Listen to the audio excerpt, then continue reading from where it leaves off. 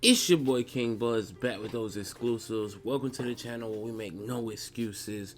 Shout out all artists, engineers, and producers, and I'm back with another video. Y'all know what's going on. Hey man, I'm back with another story time.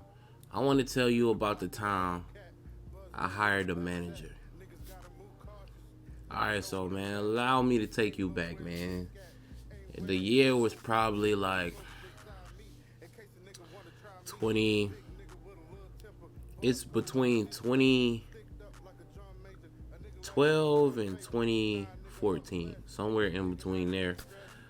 Let's just say 2013. Uh, I'm in either the 10th grade or 11th grade. I'm in one of these grades. I'm making music. I'm not as good as I am now, but I'm decent. I'm good enough. And I was trying to figure out what was the next step for me. You know what I mean?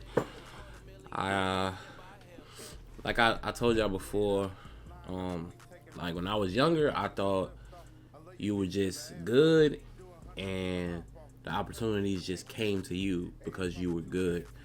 As I got older, as I learned more, I learned that's not the case. That is complete BS. Like you have to create your own opportunities basically when it comes to this music thing, and you have to put yourself out there and you have to generate interest on your own before anyone else is gonna reach out to you. Now, back in the day, there used to be like artist development and stuff like that. So they would take an artist who isn't quite ready yet and they would mentor them and build them before they, launch them. But now it's like if you don't have your own following, you ain't got stuff going for yourself, nobody is looking for you. No label is looking for you. Not at all, bro. Like labels only sign people who already have a following, who already make decent money off of their music, all them good things, you know what I mean? That's just how it works. But anyway, like I said, I'm either a sophomore or junior. All right, and shout out to my mom. My mom is like number one investor. You know what I mean? She bought everything when I got started. You know what I mean? She funded this entire thing. She always believed in me. She always funded my dreams, man. So big shout out to mom. Um, but yeah, so I'm like sophomore, junior, and we have a family friend that's basically like in the music industry that's a little more seasoned and knows more of the ins and outs of the business. You know what I mean? At that age, I didn't really know as much as I know now. But yeah, we have a family friend who knows the ins and outs of the business, who did some managing of some legit artists. You know what I mean? So she really knew and she really knows what she's talking about. And this is when I got my first taste of how it could possibly be, you know what I mean? Like how the music business works. All right, so uh, I decided, okay, I'm gonna get a manager, um, and we link up. We go over the management contract, all that good stuff. We do all that, and me being a rookie, my mindset led me the wrong way. Now listen, when I say my mindset led me the wrong way, a manager manages. Listen, makes sense, right? A manager manages. You don't need a manager until you have something that needs managing. You're just getting started. Why do you need a manager? I was in high school, just started making music, like for real, just started recording. Like I've been making music and writing music since I was 9, but in like 14, 15, Yeah, when I was like 14, 15, that's when I really started like recording, right? Uh, so I'm like 16, 17 at this point, and I'm seeking management, which I don't need because I didn't have really any following outside of my friends and, my peers in school, you know what I mean? Which is cool. That could be enough to really get you going. Uh, but yeah, outside of that, I didn't really have a following. I didn't really understand why I had to market or, obviously when I drop stuff, I would post it on like Facebook and Instagram and all that, you know what I mean? But I didn't really understand the importance of really pushing my music, you know what I mean? So I was seeking management. I got it, and this is when I really learned what it takes and how things work, right? So I got manager, right? And she's great. She knows how the industry works. She knows how to maneuver. She knows what to look for. She knows what you need, what you don't need, right? And I really appreciate the experience and the learning lesson that I went through in this time period because I was I went from just creating music for me, right? And once I got a manager, my manager was like, "All right, we need a song that we can push." Right?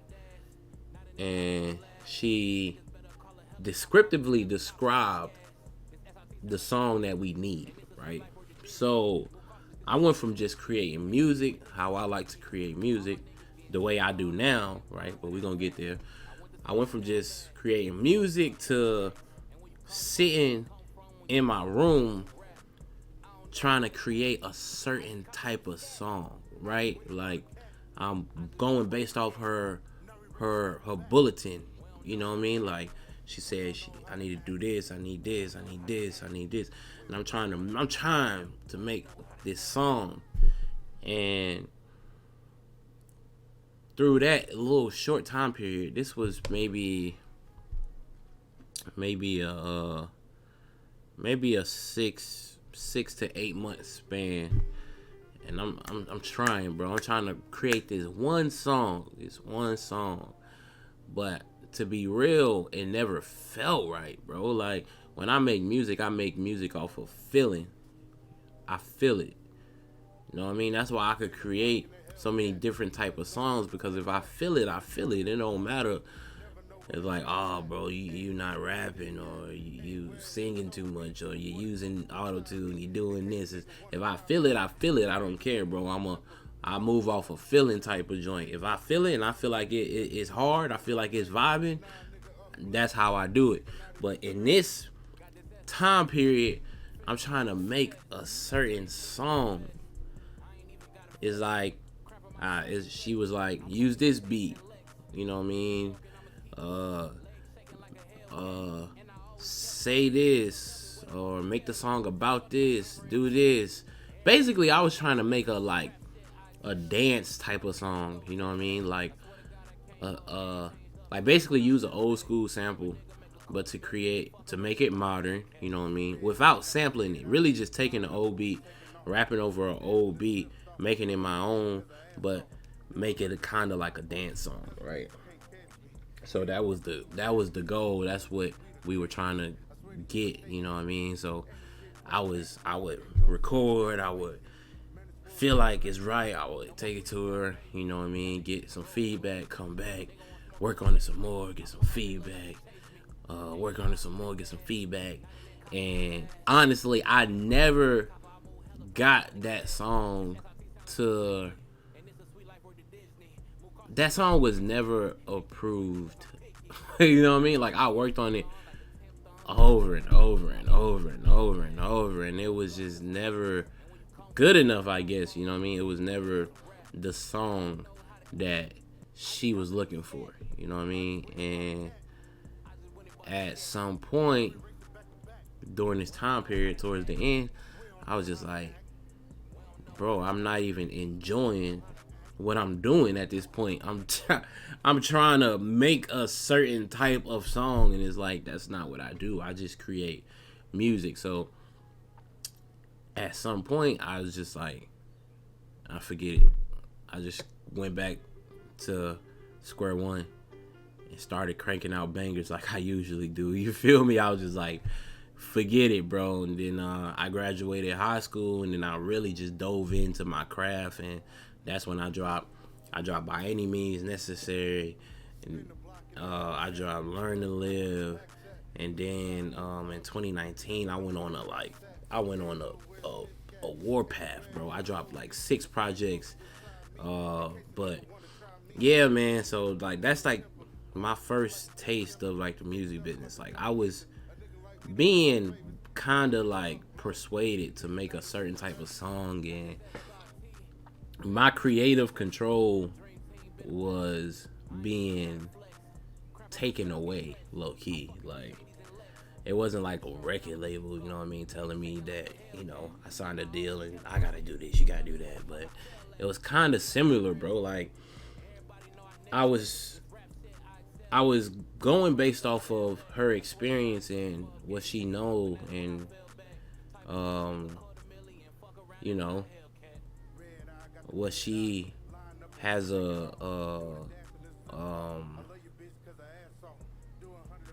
how can I say it? I'm basically going off of her expertise. You know what I mean? This is the industry she work in.